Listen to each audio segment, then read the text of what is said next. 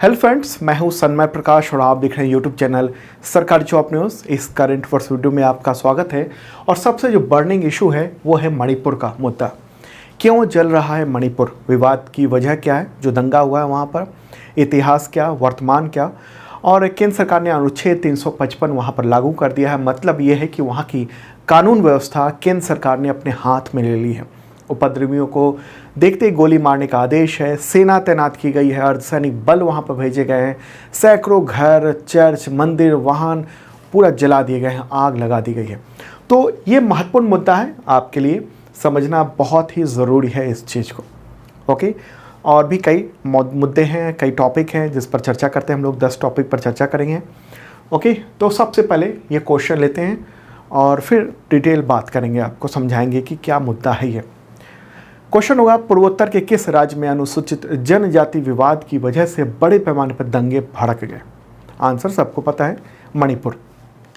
ठीक है, मणिपुर में ये हुआ है, बहुत सारे लोग मारे गए हैं वहाँ पर, जैसा कि न्यूज़ देख रहे हैं।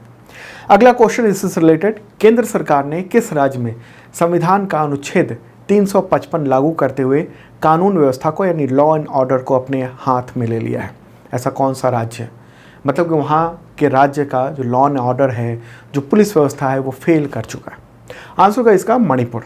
ठीक है, तो अब सवाल, मणिपुर के दंगे की वजह क्या है, क्यों जल रहा है, ये सब जानेंगे हम। मणिपुर 2 ग्रुप में बटा हुआ है। एक है मैतेई समुदाय, बहुसंख्यक है, सबसे ज़्यादा आबादी है। दूसरा है राज्य के कुकी और नागा शेड्यूल ट्राइब। तो मैतेई समुदाय जो बहुसंख्यक है वो चाहता है कि शेड्यूल ट्राइब में उसको दर्जा मिल जाए। हाई कोर्ट ने इसको लेकर आदेश जारी किया, जबकि शेड्यूल ट्राइब में जो शामिल हैं नगा और कुकी समुदाय के लोग, उन लोगों ने इसका विरोध किया। उनका कहना है कि ऐसा नहीं होना चाहिए। तो वह ये कि बहुसंख्यक मैतेई समुदाय को एसटी का दर्जा देने के कदम के खिलाफ जो शेड्यूल ट्राइब के लोग हैं, नगा और कुकी समुदाय के लोग, उन सब ने एक मार्च निकाला और उसी के दौरान झड़प हुई। और जिसके बाद नतीजा ये है कि सैकड़ों घरों, चर्च, मंदिर, वाहनों को तोड़ डाला गया, आग लगा दी गई, वहाँ लोग मारे गए हैं, बहुत सारे लोग। इंटरनेट सस्पेंड है, सेना और आरएएफ की तैनाती की गई है वहाँ पर। सेना को पूरी खुली छूट दे दी गई है, आरएएफ को, कि अगर कोई उपद्रवी है तो उसको देखते ही गोली मार दी जाए। ठीक है, अब इस चीज़ को समझते हैं तो उसको समझने के लिए आपको मैप भी देखना पड़ेगा। मैप पे चलते हैं, देखते हैं। तो ये अपना प्यारा भारत है और भारत के तमाम राज्य ये देख रहे हैं। और इधर है नॉर्थ ईस्ट का हिस्सा, यानी पूर्वोत्तर भारत, ये वहाँ पूरा हिस्सा। और ये है मणिपुर जो रेड कलर में ब्लिंक हो रहा है। और मणिपुर के पड़ोसी नागालैंड है, असम है और ये मिजोरम है। अगर दूसरे राज्यों की भी बात करेंगे तो यहाँ अरुणाचल प्रदेश हो गया, इधर त्रिपुरा हो गया, ये मेघालय है और इधर हो गया सिक्किम। ठीक है, और ये जो मणिपुर है उस अगर हम कहें पूछेंगे, सवाल ये होगा कि किस देश से सीमा लगती है, तो वो है ये म्यांमार इधर। ओके, तो मणिपुर के अभी चीफ मिनिस्टर हैं एन बीरेन सिंह। हालत ये है कि वो ट्राइबल एरिया में जा नहीं सकते हैं। उन्होंने जाने की कोशिश की, भयानक आगजनी हुई, फायरिंग हुई बहुत बुरी तरीके से। यहाँ पर गवर्नर हैं अनुसुईया उइके, राजधानी इम्फाल है। अब इस चीज़ को समझने के लिए आपको ना थोड़ा हिस्टोरिकल बैकग्राउंड को भी जानना पड़ेगा। मणिपुर एक साम्राज्य था, राजा थे वहाँ, और उस पर अंग्रेज़ों ने 1891 में 1891 में कंट्रोल कर लिया। युद्ध हुआ, उसके बाद कंट्रोल कर लिया। और भारत की आज़ादी के बाद ये स्वतंत्र प्रिंसली स्टेट के रूप में हो गया। जैसे भारत में बहुत सारे राज्य रजवाड़े थे, उन सबको भारत की आज़ादी के साथ ही आज़ादी दे दी गई थी और उनके पास विकल्प था कि वो या तो स्वतंत्र एक देश बन जाएं, या वो भारत के साथ मिल जाएं, या पाकिस्तान के साथ मिल जाएं। तो 1949 में मणिपुर का भारत संघ में विलय हो गया और मणिपुर को 1956 से 1972 तक केंद्र शासित प्रदेश के रूप में रखा गया। और फिर 1972 में उसको स्टेट का दर्जा मिला, राज्य का दर्जा मिला। अब क्या हुआ, राज्य बनने के बाद ही सारा मामला शुरू हुआ है। राज्य बनने के बाद मणिपुर को संविधान के अनुच्छेद 371C 371C के तहत जो हिल डिस्ट्रिक्ट्स हैं, यानी जो पहाड़ी एरिया हैं, इधर के अगर मैं मैप के थ्रू आपको दिखाऊं तो जितने भी ग्रीन एरिया दिख रहे हैं वो सब हैं हिल डिस्ट्रिक्ट, यानी पहाड़ हैं। और ये जो येलो कलर में लगभग दिख रहा होगा कुछ, वो कौन सी जगह है? वो है घाटी, पहाड़ों से घिरी हुई घाटी। ठीक है, तो जो पहाड़ पे जो समुदाय रह रहा है उन सबको संविधान के अनुच्छेद 371C के तहत एक प्रोटेक्शन मिला। और संविधान का अनुच्छेद 371C जो है, और उसके तहत ये हुआ कि पहाड़ी ज़िलों में गैर आदिवासी या गैर शेड्यूल ट्राइब के लोग वो ज़मीन नहीं खरीद सकते। ये जो धारा यानी अनुच्छेद 371C है वो लगभग जम्मू कश्मीर में जो अनुच्छेद था 370 उसी की तरह था, जिसको ख़त्म कर दिया गया जम्मू कश्मीर में। ठीक है, तो पहाड़ी एरिया जो है ना मणिपुर का लगभग 90% इलाका है और यहीं पर इंडिजिनस ट्राइबल रहते हैं और 34 मान्यता प्राप्त जनजातियां हैं वहाँ पर, ट्राइब्स हैं, जिनको मोटे तौर पर एनी कुकीज़ ट्राइब और एनी नागा ट्राइब के रूप में वर्गीकृत किया गया है, क्लासिफाइड किया गया। और इसकी आबादी, राज्य की आबादी इसके 50% से कम ही है, मतलब 90% इलाके में 50% से कम ही लोग रहते हैं। और जो घाटी एरिया है ये वाला और यहाँ वाला, यहाँ पर ये जो पूरे राज्य का 10% इलाका है और यहाँ मैतेई समुदाय के लोग रहते हैं। इनमें से कुछ को ओबीसी और कुछ को शेड्यूल कास्ट का दर्जा प्राप्त है, एससी का। और जो मैतेई कम्युनिटी के लोग हैं उनकी आबादी 53% है। और इन्हीं को जो मैतेई लैंग्वेज है ना, जिसको मणिपुरी लैंग्वेज कहते हैं या मणिपुरी पीपुल कहते हैं मैतेई को, तो वही वो जो लोग भाषा बोलते हैं मैतेई लोग, जो बहुसंख्यक हैं और जो वैली में रहते हैं यानी जो घाटी में रहते हैं, तो उन्हीं की भाषा संविधान के 22 ऑफिशियल लैंग्वेज में से एक है मणिपुरी भाषा। ठीक है, तो अगर आप एथनिकली देखते हैं इस चीज़ को तो घाटी में हिंदू हैं। यहाँ इस घाटी में जो मैतेई समुदाय के लोग हैं वो ज़्यादातर हिंदू हैं। और जो पहाड़ पर जो इलाके में जो समुदाय रहता है, जो 90% इलाका है, वहाँ पर वो लोग क्रिश्चियनिटी में विश्वास रखते हैं। ज़्यादातर लोग की बात कर रहा हूँ मैं। और जो स्पेशल अधिकार मिले हुए हैं संविधान के तहत 371C जो अनुच्छेद है उसके तहत, उसमें ये है कि पहाड़ के लोग जो है ना वो घाटी में आ सकते हैं, यानी वैली में आकर रह सकते हैं, ज़मीन खरीद सकते हैं। लेकिन यहाँ के जो लोग हैं जिनको एसटी का दर्जा नहीं मिला है, मैतेई, वो इन इलाकों में ज़मीन नहीं खरीद सकते हैं। अच्छा, यहाँ पर ना डेवलपमेंट का भी बहुत ज़्यादा असमानता है। पहाड़ी इलाकों में हेल्थ सर्विसेज, एजुकेशन, तमाम रोड, इन सब की स्थिति बहुत ही जर्जर है, ख़राब है, नहीं है। जबकि जो वैली इलाका है वहाँ पर संपन्नता है, वहाँ एजुकेशन है, इंस्टीट्यूट्स हैं, वहाँ हेल्थ के अस्पताल मतलब हेल्थ सर्विसेज बेहतर है, अस्पताल बेहतर है। तो इसको कहते हैं हिल वैली डिवाइड। यहाँ पर एक और मामला ये भी है कि 90% इलाके में जो लोग रहते हैं उनका विधानसभा में प्रतिनिधित्व केवल 20 का, टोटल विधानसभा में सीटें हैं 60, उनमें से 20 चुन के आते हैं ये तमाम जो हिल एरिया हैं, हिल डिस्ट्रिक्ट्स हैं वहाँ से। और जो 40 सीटें हैं वो इन इलाकों से है, ये जो डेंस पॉपुलेशन है वहाँ पर। तो इसकी वजह से भी दोनों में टेंशन काफ़ी रहता है। अब सवाल ये है कि टेंशन तो ये ऐतिहासिक है, अब विवाद क्यों भड़क गया? मैतेई समुदाय के लोगों की डिमांड रही है कि उनको जनजाति यानी ट्राइब का दर्जा दिया जाए। ऐसा होता है तो वे सारे अधिकार, वो सारे प्रोटेक्शन जो हिल एरिया में शेड्यूल ट्राइब को मिले हैं, जैसे कुकी और नगा को, वही अधिकार मैतेई समुदाय को भी मिल जाएंगे। तो मैतेई समुदाय के लोग पहाड़ों पे भी ज़मीन खरीद सकेंगे।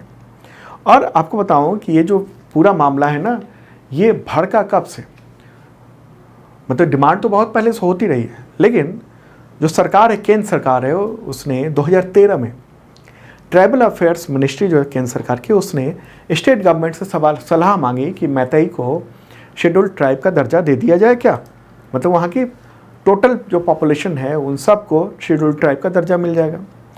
तो उसका कुछ विरोध हुआ, बातें हुई, फिर मामला लटका रहा अब अप्रैल 2023 में, पिछले महीने की बात है, मणिपुर हाई कोर्ट ने यह आदेश दे दिया कि मैतेई समुदाय को भी शेड्यूल्ड ट्राइब का दर्जा दिया जाए और 4 हफ्ते में इस पर कार्रवाई करें। मैतेई समुदाय के लोगों की दलील थी कि 1949 में जब मणिपुर भारत संघ में मिला, ये रियासत जो था उसका विलय जब हुआ, उससे पहले मैतेई समुदाय को जनजाति के रूप में मान्यता मिली हुई थी। लेकिन जब विलय हुआ उसके बाद जनजाति यानी शेड्यूल्ड ट्राइब, उसकी पहचान उसकी ख़त्म हो गई। तो हाईकोर्ट ने यह फैसला सुनाया और उसी के बाद विवाद भड़क गया। हिल एरिया और जो वैली एरिया है वहाँ के लोग आपस में टकराने लगे। अब क्या हुआ, तो एक तो डिमांड आपने सुना कि जो मैतेई समुदाय के लोग हैं उन लोगों ने क्या कहा। तो कुकी और नगा का क्या कहना है? कुकी और नगा का कहना है कि मैतेई पहले से डेवलप्ड है, उनके पास डेवलपमेंट है और मैतेई को शेड्यूल ट्राइब का दर्जा नहीं दिया जाना चाहिए। ठीक है, अब सवाल होता है कि अचानक से ये दंगा क्यों भड़का भी। दरअसल हुआ ये कि हाई कोर्ट का जो फैसला आया तो सरकार के इस कदम के विरोध में ट्राइबल स्टूडेंट यूनियन ने, जो कि नगा और कुकी समुदाय के लोग थे, उन लोगों ने बहुत बड़े पैमाने पर विशाल रैली निकाली और इसी दौरान मैतेई और ट्राइबल कम्युनिटी के बीच में दंगा हो गया। और ये दंगा इतना भयानक हो गया है कि वहाँ पर केंद्र सरकार को अनुच्छेद 355 लागू करना पड़ा है, आर्टिकल 355। ये क्या होता है?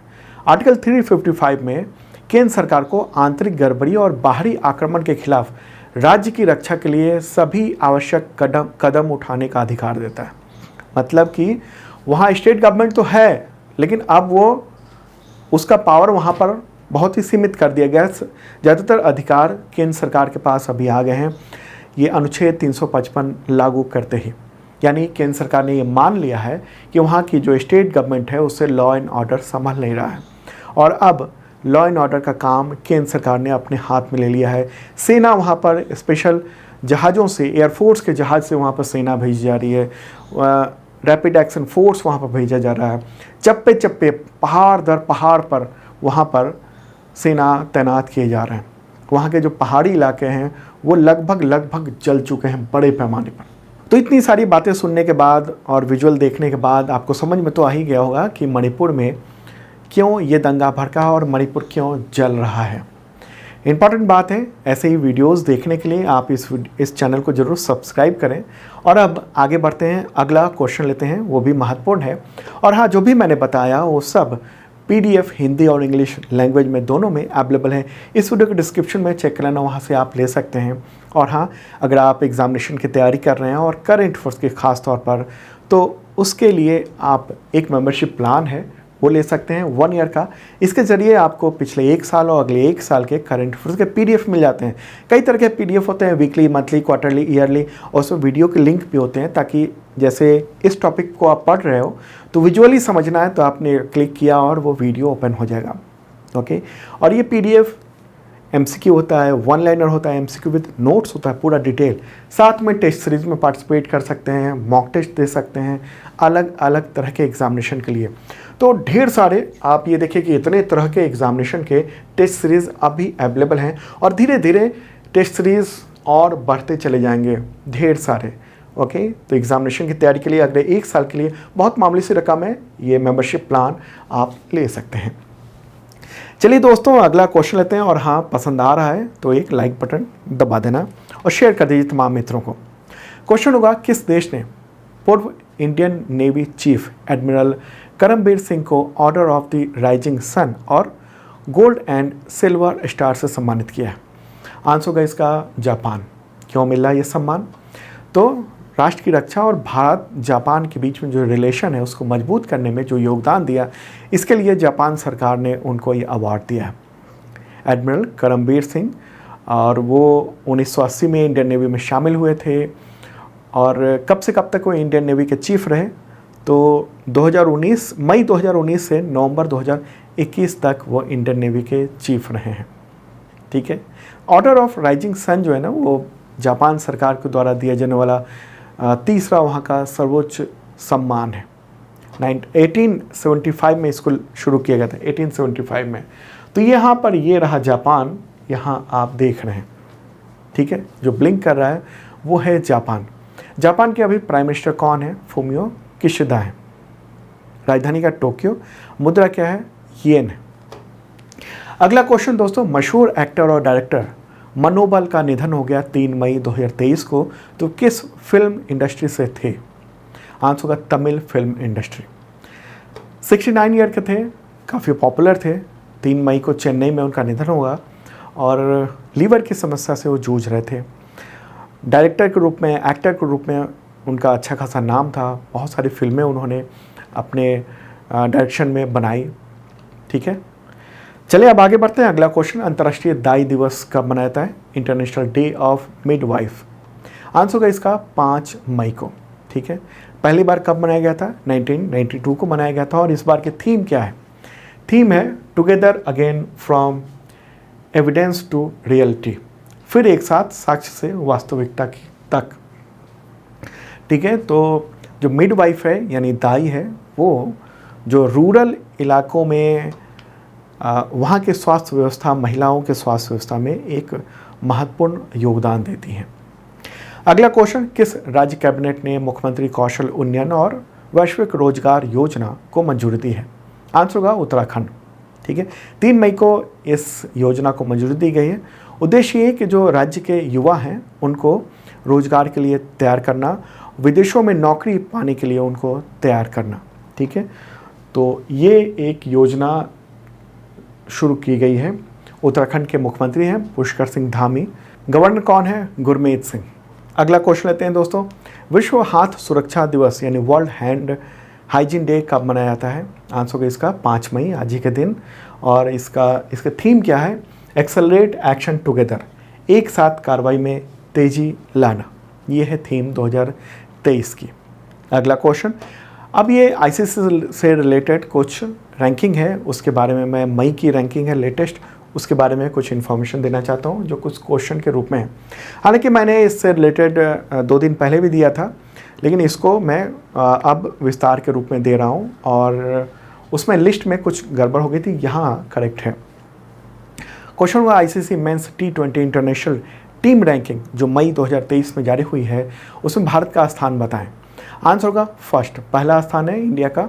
और मेरे बगल में ये लिस्ट देख रहे हैं, नंबर 1 इंडिया है, सेकंड पे इंग्लैंड है, थर्ड पे न्यूजीलैंड है, फोर्थ पाकिस्तान, फिफ्थ पे साउथ अफ्रीका है। अगला question, ICC mains one day international team ranking जो कि मई 2023 में जारी हुई, उसमें भारत का स्थान क्या है? आंसर है इसका दूसरा, सेकेंड स्थान है। पहला स्थान किसने प्राप्त किया है? तो ऑस्ट्रेलिया ने प्राप्त किया है। सेकेंड स्थान पर है इंडिया, थर्ड पे पाकिस्तान है, फोर्थ पे इंग्लैंड, फिफ्थ पे न्यूजीलैंड है। ओके, चलिए अब आगे बढ़ते हैं दोस्तों। अगला question, ICC men's test team ranking, यहाँ पर क्या बात हो रही है? टेस्ट टीम रैंकिंग जो कि मई 2023 में जारी हुई है, उसमें भारत का स्थान बताएं। आंसर होगा फर्स्ट, पहला स्थान है भारत का टेस्ट टीम रैंकिंग में। 2 मई को ये रैंकिंग जारी हुई है। तो फर्स्ट स्थान इंडिया का है, सेकंड है ऑस्ट्रेलिया, थर्ड है इंग्लैंड, फोर्थ साउथ अफ्रीका है और फिफ्थ है न्यूजीलैंड। ओके दोस्तों, तो दोस्तों ये था इंपॉर्टेंट करंट अफेयर्स। कैसे लगा कमेंट बॉक्स में आप बता सकते हैं और प्लीज़ शेयर कर दीजिए तमाम मित्रों को। मणिपुर वाला जो टॉपिक था वो कैसा लगा कमेंट बॉक्स में ज़रूर बताना। और आप क्या सोचते हो, केंद्र सरकार ने जो अभी कदम उठाया है, क्या वो अभी उठाना चाहिए था? ये विवाद तो कुछ महीने से चल रहा था, तो पहले क्यों नहीं उठाया? 2013 में जो केंद्र सरकार ने ये कहा कि हम क्या राज्य में मैतेई को शेड्यूल ट्राइब का दर्जा दिया जाना चाहिए, तो उस समय क्यों नहीं देखा गया कि इतनी खराब स्थिति हो सकती है? जब पूरा राज्य जल रहा है और जब वहाँ के मुख्यमंत्री ही अपने राज्य में के कई सारे हिस्सों में नहीं जा पा रहे हैं, गोलियाँ चल रही हैं, तो इतनी खराब हालत के लिए कौन जिम्मेदार है? कमेंट में आप भी ज़रूर बताना। ओके, अब मिलते हैं कल मॉर्निंग को। बाय।